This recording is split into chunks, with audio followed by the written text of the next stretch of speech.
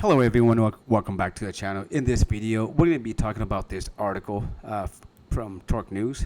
Geico is terminating an insurance coverage for one of the Cybertruck's owner. All right, so, and then after that, we're going to hop over to the Tesla website and see if there's any current promotion discount and any inventory discount as well. So, as you can see, the title states that Geico is terminating insurance coverage of a Tesla Cybertruck. Says this type of vehicle doesn't meet our underwriting guidelines. So, the owner of the Cybertruck, his name is Robert Stevenson. So he has a Cybertruck, and he's on his policy along with his 7 other cars with Geico. And recently, he just received a letter from Geico stating that they will no longer insure his Cybertrucks. And this is the actual letter that was sent to Robert, right? So we're going to read it right here. So 2024 Cybertruck and the VIN number X'd out, policy number X'd out, and year X'd out. We would like to thank you for choosing Geico for your insurance needs. After a careful review of your policy records, we have determined that we are unable to continue your insurance coverage for the 2024 Cybertruck. We have taken this action for the following reasons. We are unable to insure your 2024 Cybertruck VIN number because this type of vehicle doesn't meet our underwriting guidelines. Therefore, we must notify you as follows. All coverage on the 2024 Cybertrucks provided by Geico Casualty Company under the above policy number will non-renew as of 12:01 a.m. on such and such date. So basically, the reason for this is they're stating that it's caused them too much to repair, and and many other reasons. They just don't want that risk.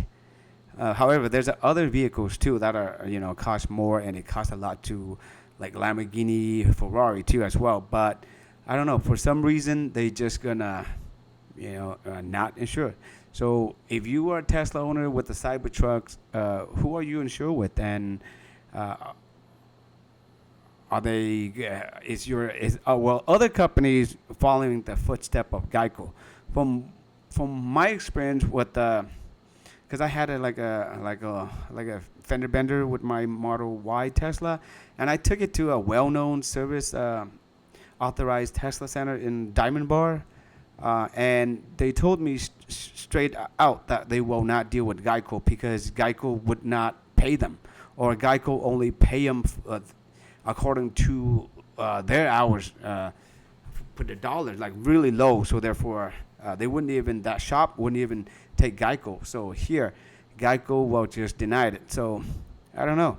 And here they just give out more reason why that the reason why maybe that's Geico is not insuring them.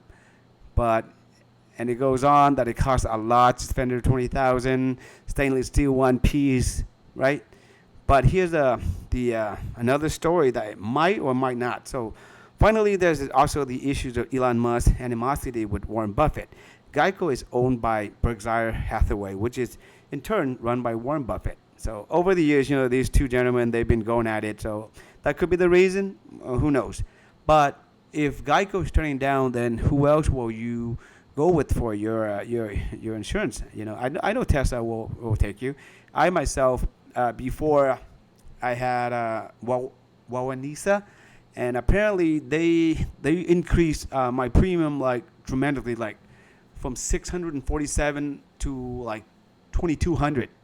Right, it's just crazy. So, and I did some research with other companies as well too, and in the end, Tesla turned out to be like the cheapest. It's hard to believe, but it is the case for me. And as a matter of fact, my renewal is coming up end of this month, and it's actually decreased $200. So I don't know how, but I'm not complaining, right? So all right, so now we're done with that. We're gonna move on to the Tesla website and see if there's any changes to their website.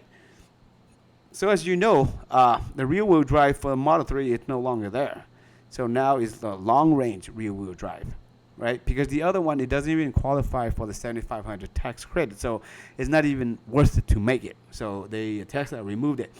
And as you can see now, the promotional rates is no longer 1.99 or 2.49 anymore. It's now 5.29, and it can go up to you can do it for 72 months, which is still lower than the standard rate right now. And given this one, you can see that right now it's with this one and this one long range, so 363 per charge, which is really good. But don't expect to get that range, because that's the advertised range, and that's the one that is when they do all the testing, and you're not going up on a hill, you're not using your AC, so expect to get maybe about 50 miles less, more or less on that, right? And here they already know this, so let's go to the inventory to see now if there's any discount that we can check it out.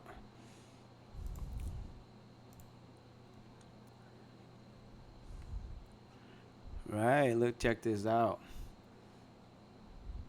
So right now, this is not bad. This is a refresh model, all-wheel drive. This one is actually new, and it's only what, like, you ended up getting 44,000, and mine is somehow the discount is like what, like 3,000. So, and after the tax, you're only paying $36,670. But when you check on this one, it's gonna give you a little bit more details why there is a price adjustment. As you can see right here on the very bottom, $3,320 price adjustment. I'm pretty sure something is maybe like it's been repaired or damaged somewhere. Surprisingly, this one it's not. So this is good price, good deal. Because usually with that kind of price adjustment, on the very bottom somewhere right here, it tells you that the vehicle has some kind of repair or issue. So again, this is not bad at all. So let's go check on this one right here. You get some discount on 12.2, a white color. And this is a demo, 4.2. So let's see if it's just saving at all on this. No, this is 3,400. Check that out. All right. All-wheel drive, long range, white color, beautiful. But this one, it is a demo, so with 2,017 miles on it. 19-inch wheel, awesome.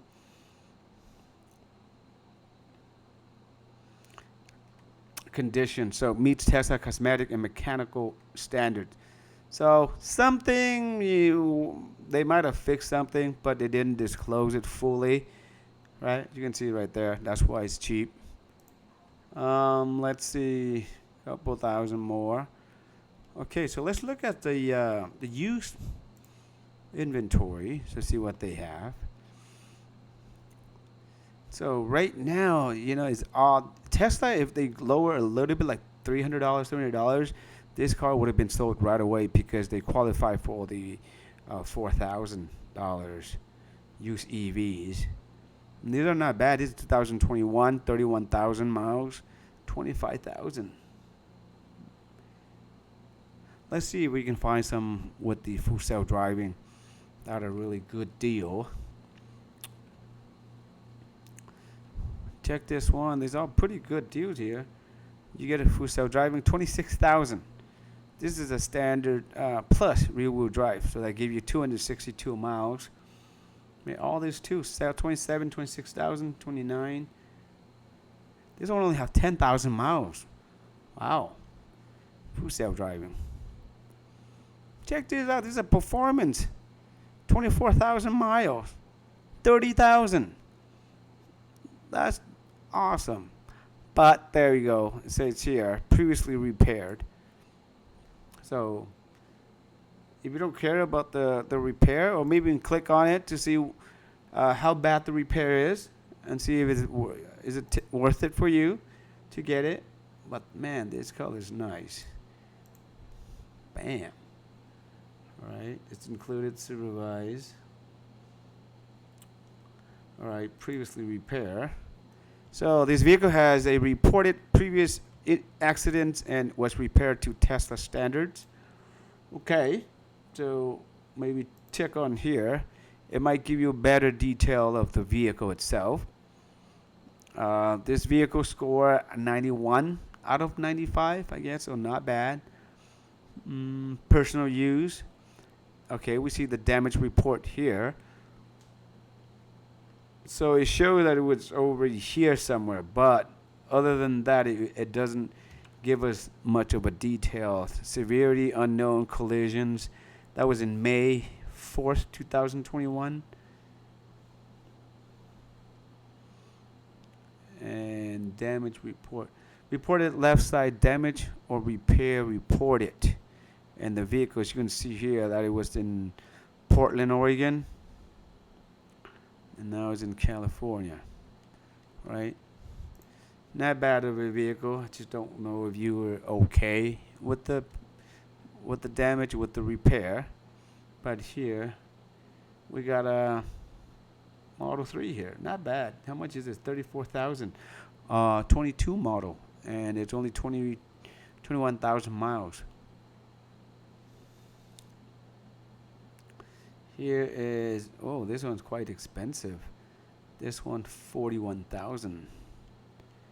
Yeah.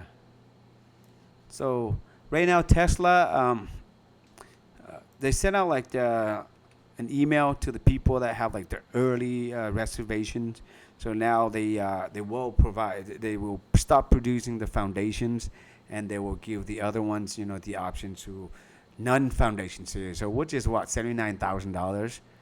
But if you add all the options, the upgrades are going to be about 92,000. So again, it's still very, very expensive. So we're not going to see the Cybertrucks in the 62,000s anytime soon.